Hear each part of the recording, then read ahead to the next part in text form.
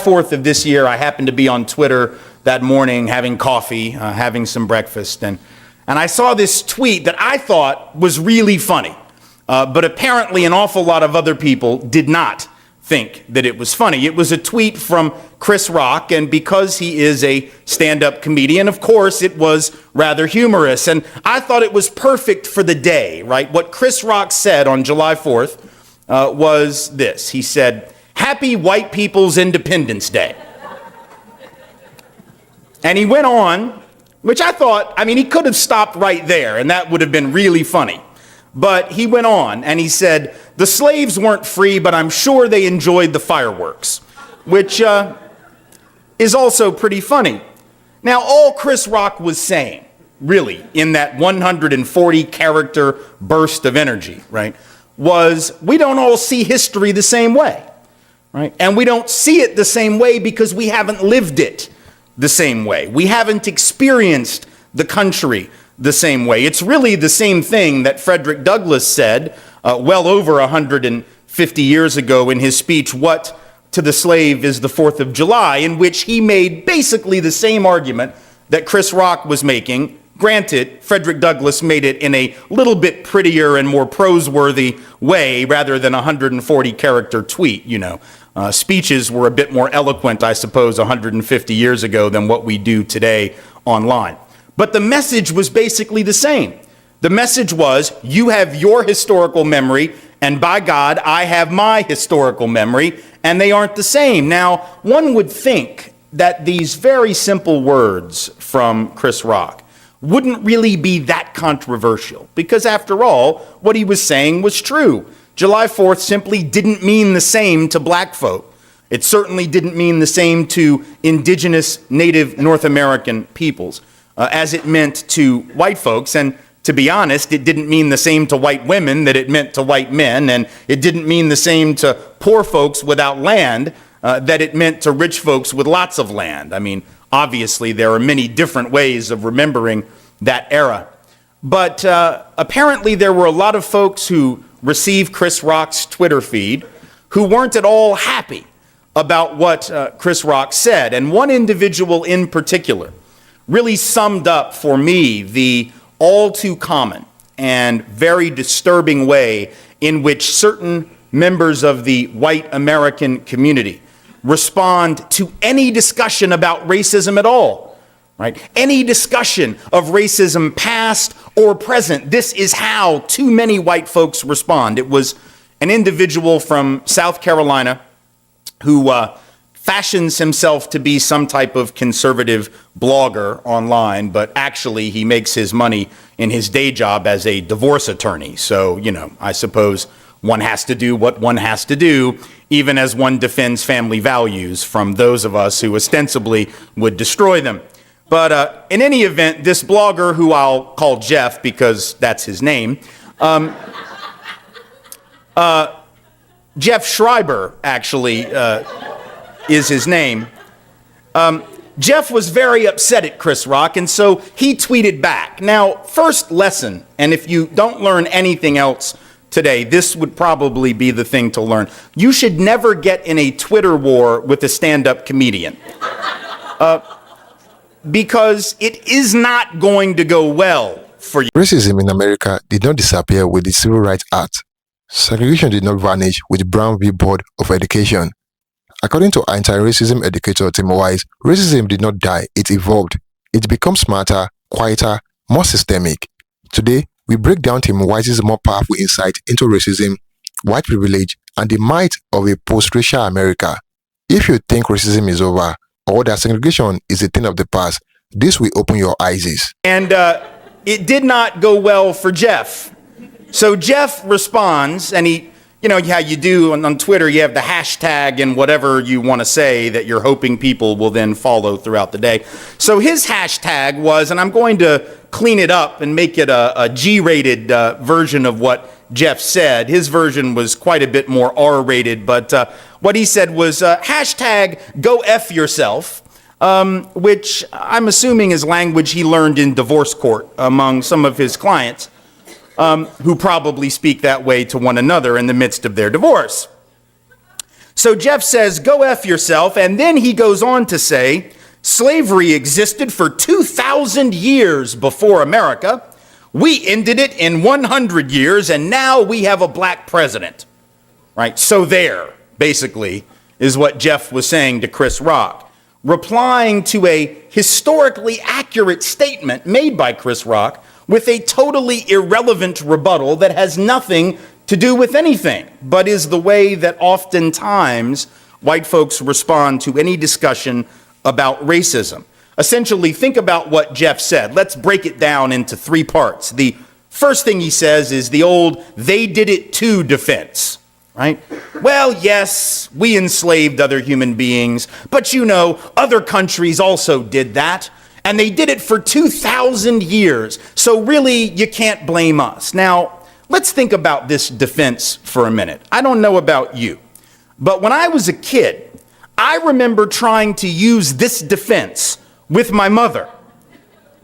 On one particular occasion when I had managed, with the help of a friend, to break a window in a neighboring apartment playing baseball.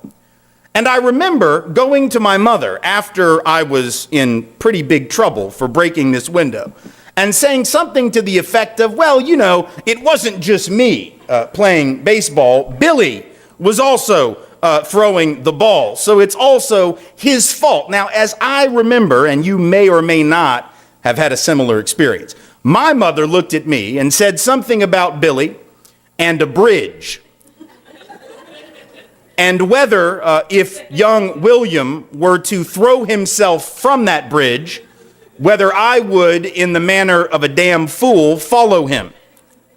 Which is to say, she wasn't very impressed by the fact that someone else had been in on the breaking of the window, just like I don't think we ought to be impressed by the fact that throughout human history, people have injured other people, and therefore we need not deal with the injury that we have helped to perpetrate or from which we have in some way as a nation benefited. But that was his first line of defense. We don't need to talk about that because they did it too. The second aspect of his tweet is that we ended slavery in 100 years, which always leads me to ask, when others use the word we to describe something, just who is the we that you're talking about? Because the truth is, those who were the conservative activists of the slavery era certainly were not in on that work.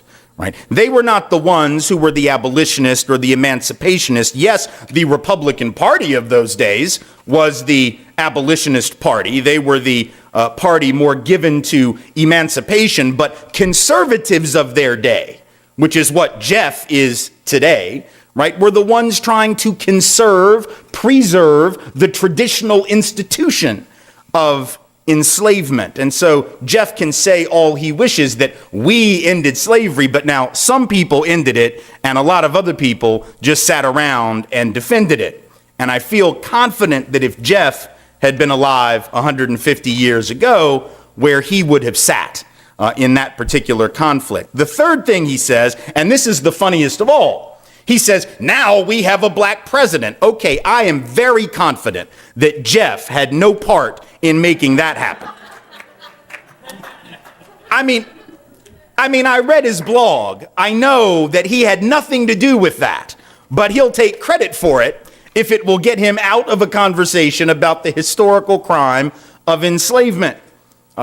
We now have a black president. Yes, the same black president whose election, not once but twice, has now apparently provoked an outpouring of racist hostility, whether it is in the form of racist emails or racist signs at rallies that have been seen both here in Washington and around the country over the last 4 years, or the racist protests that erupted just last week at the University of Mississippi and also at Hampton-Sydney, or the racist tweets and claims that it would be a good thing were the president to be assassinated that we've seen going around the internet. We have 30 states, you may or may not have seen this, but 30 states now where individuals in the last week have petitioned the United States government for the right to secede from the Union. because Barack Obama was reelected. I mean, this is taking sore losing to an entirely new level beyond anything that I have ever witnessed before. Because this man who you didn't support wins re-election, you wish to secede from the Union? If black folks threatened to secede from the Union every time an election had not gone their way, they would have left a long damn time ago. But apparently, folks like Mr. Jeff in South Carolina and others believe that this new multicultural, multiracial, very different America from the one that they grew up in and prefer is somehow a dangerous, dangerous destruction of all that we hold dear in our American tradition. Well, some of those traditions are dear, and some of those traditions are worth preserving. But an awful lot of them, like the 200-plus year period of enslavement that emancipation brought to an end, was certainly not among those traditions that were worth preserving. And so we come together today to talk about that, not because we wish to stay in the past, right?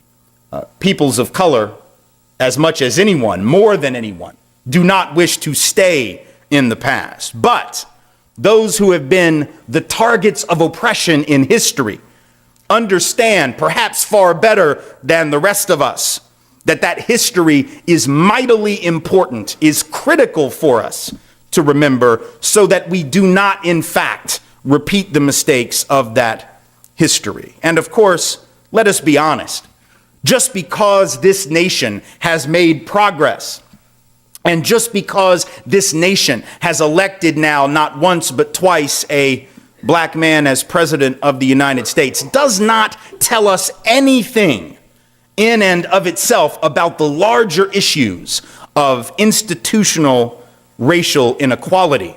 How do we know that? Well, I could spend literally a semester of academic life demonstrating it to you with data and facts and figures and statistics. It wouldn't be very hard to prove, and I'm sure you have professors here who talk about those things and demonstrate those things every day in class.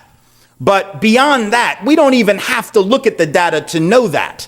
All we have to do is think of an analogy that would help prove the point. And so, for instance, this idea that the election of a man of color somehow signifies the death of racism as a force in America doesn't make any more sense than it would make to say that the election of a woman, Benazir Bhutto, in Pakistan, she was elected in 1988 and again in 1991. No one would say that her election meant that sexism had been eradicated in Pakistan, that somehow the mistreatment of women was no longer there just because a woman had been elected. So too, women have been elected as the head of state in Israel and India and Great Britain and the Philippines and several other places, not here yet, right? But if I were to say to the women in this room, if I were to say to my own two daughters who are 11 and 9 years of age, you know, what you really ought to do is pack your bags and move to Pakistan so that you will now have equal opportunity. I'm assuming that every woman in here, and even my 9-year-old daughter who knows nothing about Pakistan, would still say, no, Daddy, no, that's not a good idea at all.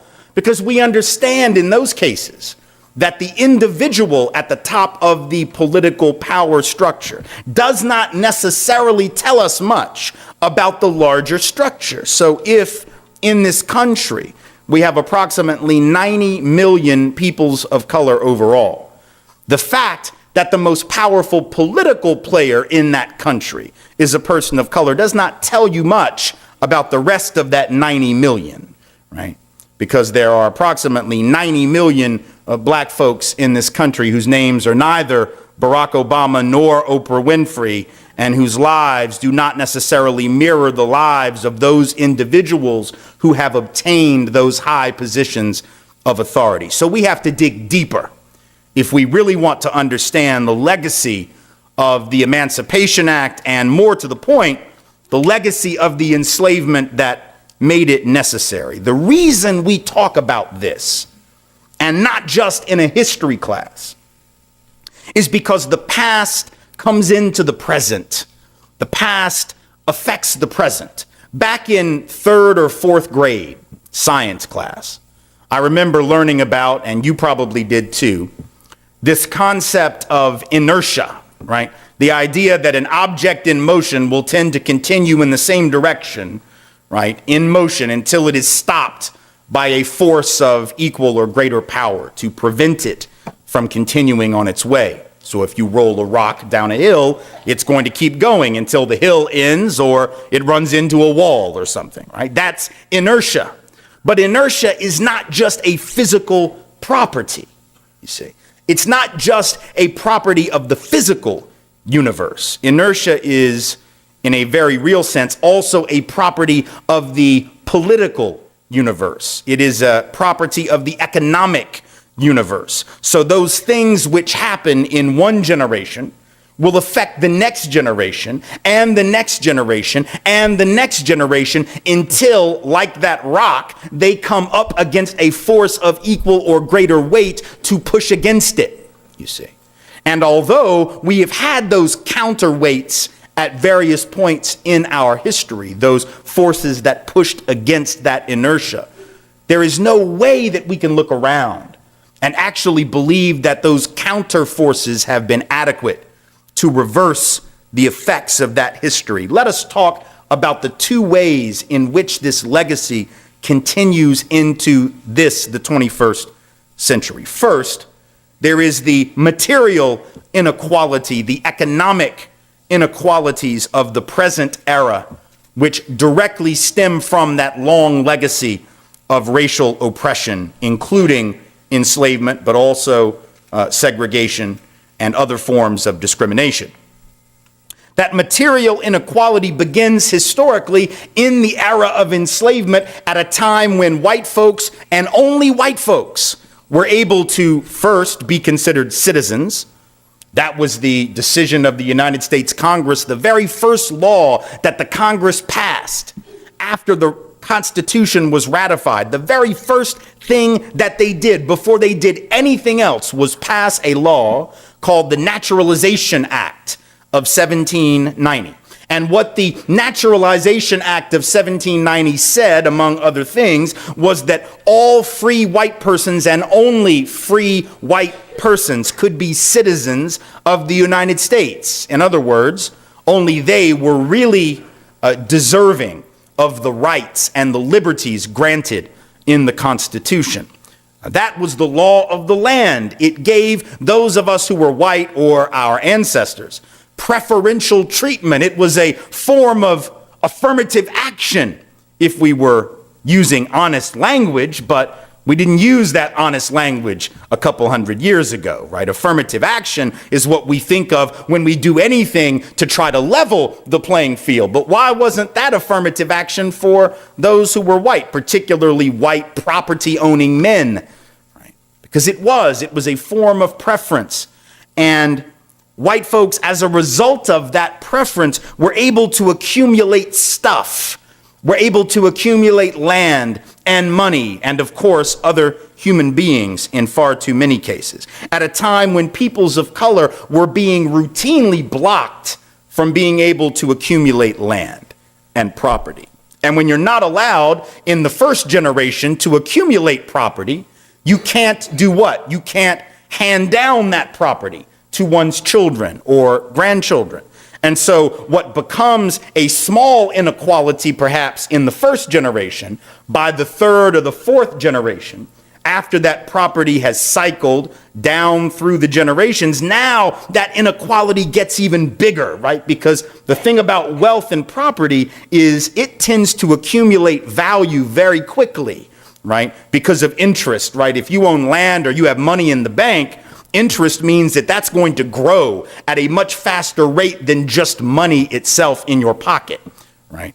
So over time, that first, that second, that third American generation was able to give to its children and grandchildren an extreme head start that is still with us today. In fact, today, the typical white family in this country, not the typical rich white family, just the typical right in the middle white family, has about 20 times the net worth of the typical African American family, about 18 times the net worth of the typical Latino family. It is not because we've worked harder, God knows.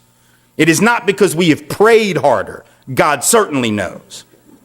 And it is not because we as white folks possess some superior investment wisdom about which people of color are lacking. I mean, if you have paid no attention at all to what's happened in the last 5 years on Wall Street, you should at least be able to know this much, that a handful of rich white dudes can lose a hell of a lot of money. And they can do it without any help from black people. They can do it without any help from Latino people, any help from Asian Americans, no Native Americans, just a handful of the richest, smartest, most educated white guys on Wall Street. And they lost approximately $12 trillion of other people's money over the course of about an 18-month period. Think about that. 12 trillion wiped off the books by rich white dudes. If black people stole $12 trillion of other people's money, there would be a congressional investigation. People would be going to jail and prison for long periods of time. That too is the legacy of racism, a differential standard for white folks who break the rules as opposed to people of color who break the rules, you see. That too is part of that legacy. But it wasn't just enslavement that created this inequality. It's also the fact that when the government tried, and it did, for just a brief moment, tried to rectify some of that legacy with the creation of the Freedmen's Bureau and the Freedmen's Bank, which were two institutions established in the post-slavery period specifically for the purpose of helping those who had been formerly owned as property to get their own land, their own tools, right? And the ability to start their lives over as free people. It was an effort, if you will, at reparations, although not a huge effort, but still an important one. And yet, the Supreme Court of the United States, within just a few years of the time that those institutions were set up, struck them down, got rid of them, ruled that they were not constitutional. And when they did so, in 1883, one of the Supreme Court justices, Joseph Bradley, made the famous comment that the reason we didn't need to help those who had been formerly enslaved was because it was time for them to stop being the special favorites of the law. The special favorites of the law, as if somehow black folks were being specially favored just because they had a Freedmen's Bureau and a Freedmen's Bank, ignoring the fact that it was actually white Americans who had been the special favorites when they were made citizens and nobody else was, for 200 years, going back to the colonial period when they and only they could accumulate property. But Joseph Bradley and his colleagues on the court basically say in 1883, so we're talking, 20 years essentially after emancipation, and only about a decade after these institutions were established to help the former slaves, is basically saying, okay, enough of that. Enough of all that help. And he then said, and this is part of his actual statement, it's time for the Negro to become no longer the special favorite of the laws, but to take his place as a mere citizen, right? Now, keeping in mind that black folks hadn't even been able to be citizens at all up until a few years before this. And you can see the irony in the comment, right? But the point is, when the government tried to do something at the time to deal with this legacy, the Supreme Court struck it down. That's why we're still talking about it. Because when some folks wanted to do right by the newly emancipated peoples and wanted to make sure that they had truly equal opportunity or something at least close to it, the highest court said no, that we couldn't do that. And here we are, 150 years after emancipation, never having taken those steps for more than a handful of years, wondering why we're still having to talk about it. Well, that's why we're still having to talk about it. And of course, in 1862, the very same year that the DC Emancipation Act was put into effect, that we're here today to remember, that was the same year that this government passed the Homestead Act. And what was the Homestead Act? The Homestead Act was a law that gave out over 250 million acres of basically free land to white folks. People of color were blocked in almost all cases from being able to obtain that land. And of course, that land had been stolen from native peoples. So this was in every sense a redistribution of resources from people of color to white folks.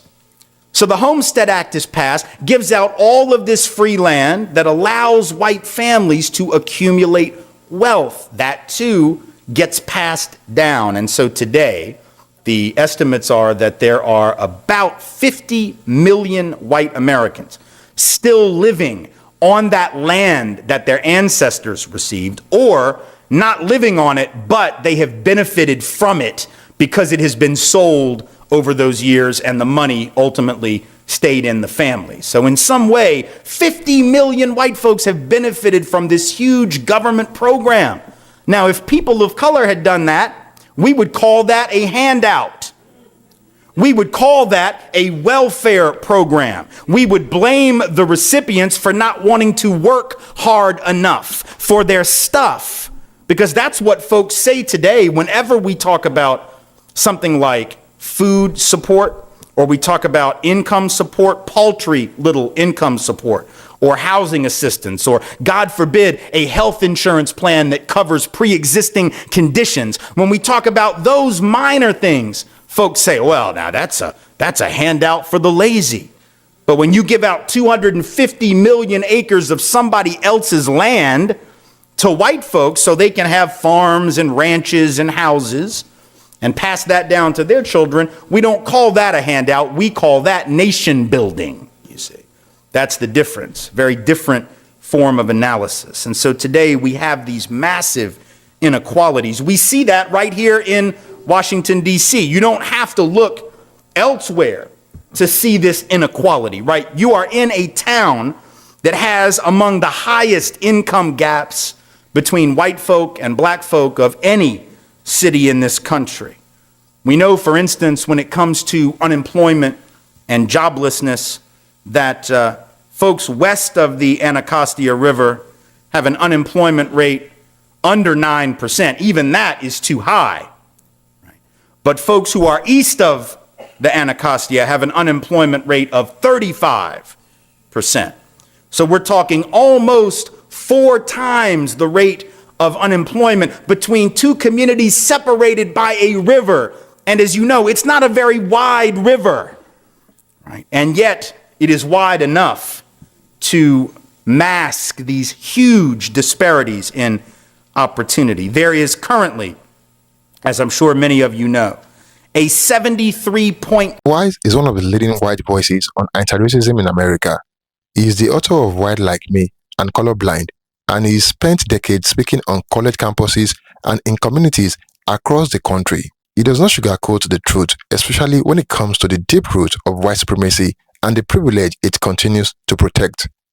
Timwise challenges people, especially white people, to stop pretending racism is about intentions and start looking at outcomes. Wise points out that America is still deeply segregated in schools, neighborhoods, healthcare, and the economy. We are just more polite about it now. Today, schools are as segregated as they were in the 1960s, not by law, but by zip codes, property taxes, and policy decisions. White fights, redlining, and ghettoification have created what Wise calls de facto segregation. It is not about burning crosses anymore. It is about how we design systems that keep black and brown communities separate and unequal. Tim Wise says one of the most dangerous myths in America is that racism is just about personal hate, about bad individuals doing bad things.